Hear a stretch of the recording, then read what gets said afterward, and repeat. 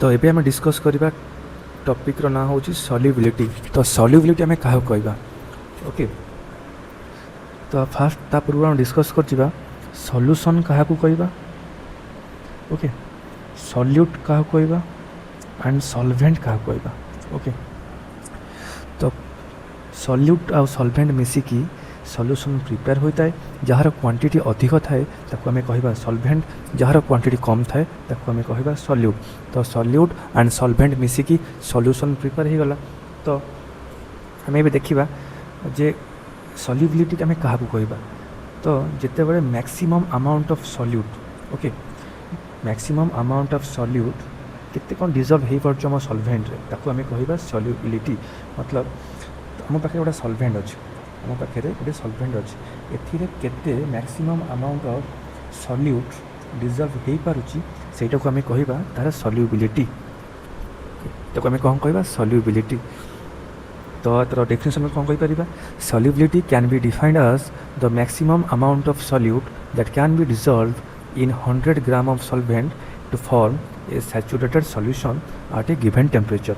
तो saturated solution कहिबार माने कौन कि जमी तुम पाखे पानी अच्छी से आम सल्ट को आड करवा, सल्ट को आड करुवा तो से मिसी मिसी चलती गोटे पॉइंट आसीज जहाँपर से सल्ट रहा मिसब ना ओके, आउ मिसब ना। तो सही पॉइंट को आम कहवा सैचुरेटेड पॉइंट अचीव करीगला।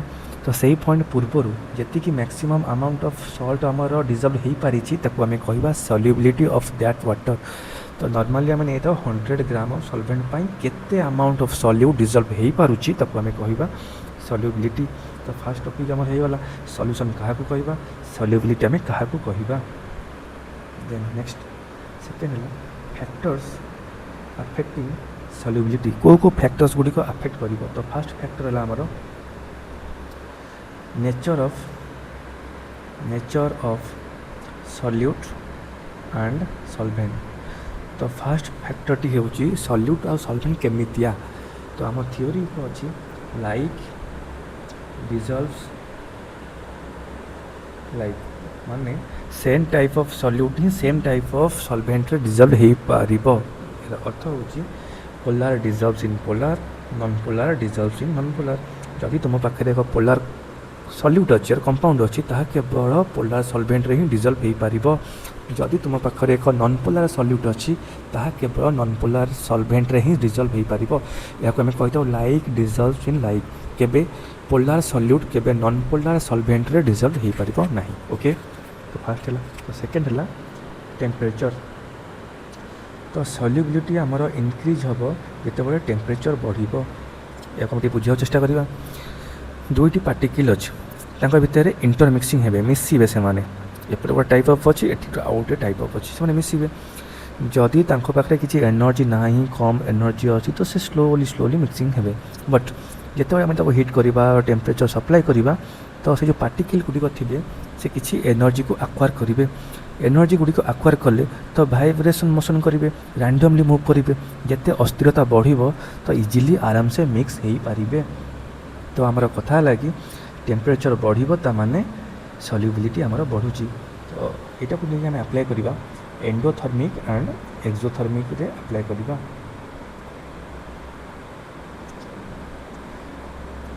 तो आम ता पूर्व आम बुझा एंडोथर्मिक क्या कहवा आउ एक्सोथर्मिक क्या कहवा।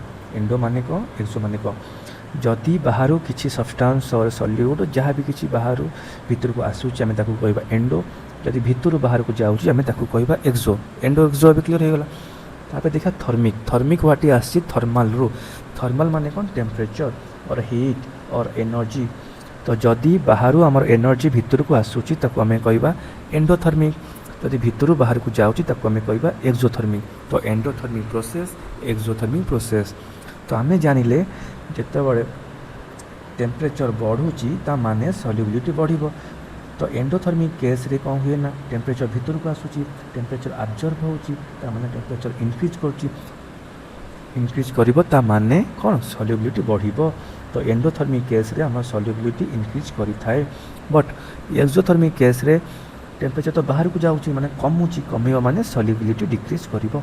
तो टेम्परेचर भी हमर क्लियर हो गला। तापर देखिए थर्ड पॉइंट है प्रेशर। तो आम जानी जो प्रेसर बढ़ माने सल्युबिलिटी बढ़ किंतु किंतु सॉलिड आउ solubility of solid in liquid case रे कौन हम तो ये केस रे कौन हम ना सेमिति किछि अफेक्ट करिबो नाही प्रेशर कहीं कहीं ना आम ताप कौन बुझा सॉलिड कौन लिक्विड कौन गैस कौन सॉलिड मध्य जो पार्टिकल अच्छा भितर स्पेस न थाए नेग्लिजिबल स्पेस लिक्विड मध्य किछि स्पेस थाए गैस मध्य खाली ही स्पेस थाए जदि आम सॉलिड को लिक्विड मध्य प्रेशर अप्लाई करी सॉल्युबल करवा तो कौन हुए ना ताले प्रेशर किसी इफेक्ट रहिबो नाही कारण पार्टिकल गोटे क्लोजली अटैच था से किसी प्रेशर रोल रहिबो नाही तो आम कौन है the solubility of solids in liquid is not affected significantly by pressure because solids and liquids cannot be compressed. Okay, then इतुर हमरा आसीबो हेनरीज लॉ कौन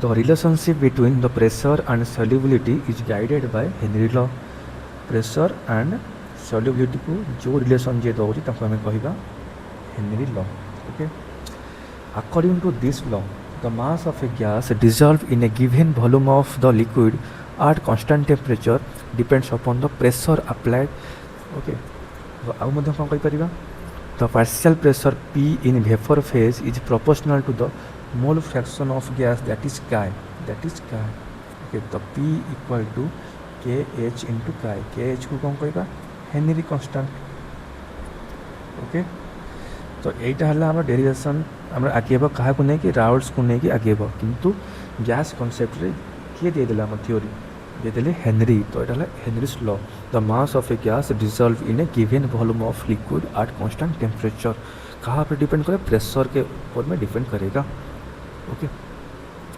ना कौन कही पारे partial pressure proportional to the mole fraction of gas in the solution ठीक है then तो application देखिए एप्लिकेशन आम कौन रहा आम पाखे CO2 गैस अच्छी आम सल्युबल करवा सोडा वाटर रे तो कौन करवा अधिका प्रेशर देवा पड़ो प्रेशर देले जाए सल्युबल हो पार हाई प्रेशर आउ कौन हो पार जिते आम हाई अल्टीट्यूड को जीवा तो प्रेशर कौन कमे प्रेशर कमिवा अर्थ कौन गैसटा सल्युबल हो पार ना आम लिक्विड रे तो आमको O2 दरकार तो O2 आम ब्लड रे सल्युबल हो पार ना मिसी पार ना न मिसी पारे बॉडी रे प्रोब्लेम हम से प्रोब्लेम ना टी कौन से प्रोब्लेम आम कौन करवा आनोक्सिया कौन कहवा आनोक्सिया ठीक है तो थर्ड पॉइंट कौन है जिते स्कूबा डाइवर मैंने पानी भीतर को जाती जिते तल को जी प्रेशर अधिका हेल्ले से सांगे जो गैस नहीं आसी तो से गैस गुड़ आराम से डिजल्व हो पार तो ठीक ठाक रे जिते से हठात ऊपर को आसवे तो प्रेशर कमिवा माने जो नाइट्रोजन गैस थी सी हठात ब्लड रू बाहर चेष्टा कर तो बबल्स बनीज जोटा कि देहपाई खराब से हठात बाहर को न आसी आस्ते आस्ते बाहर को आसवा होता है नहले जो गैस जो टैंकर नहीं जाई से कौन होता है हिलियम किसी थाए परसेंटेज ऑक्सीजन किसी परसेंटेज थाए क्या सहित नाइट्रोजन गैस सहित ओके तीन एप्लिकेशन हो गला देन बुझा लिमिटेशन कौन ना आम जानूँ प्रेसरटा अधिका हेल्ले सल्युबल अधिका हम कि प्रेसरटा ठू हाई हवा कथा नुह हेनी आम जानूँ टेम्परेचर कम हेल्ले सल्युबल हम किंतु टेम्परेचर ठू लो हम ना ओके टेम्परेचर बहुत कम हेनी प्रेसर ठू हाई हम ना आउ कौन अच्छी जदि जो कंपाउंड तुम पाखे अच्छी गैस कि जहाँ भी किसी कंपाउंड अच्छी जदि से माने आसोसीएट हो गले क्या सहित आउ किसी कंपाउंड फॉर्मेशन होला जदि जहाँ अच्छी डिसोसीएट हो गला तेबे यह प्रोब्लेम दब यह न हवा दरकार यार मतलब कौन कौन सी कह केमिकल चेंज न हवा दरकार केमिकल चेंज हेल्ले ये हेनरी लॉ को ओबे करिबो नाही ओके प्रेशर ठू हाई हेनी टेम्परेचर ठू लो हेनी और कौन सा आसोसिएशन डिसोसिएशन हम ना केमिकल चेंज हम ना ओके तो आज ये थैंक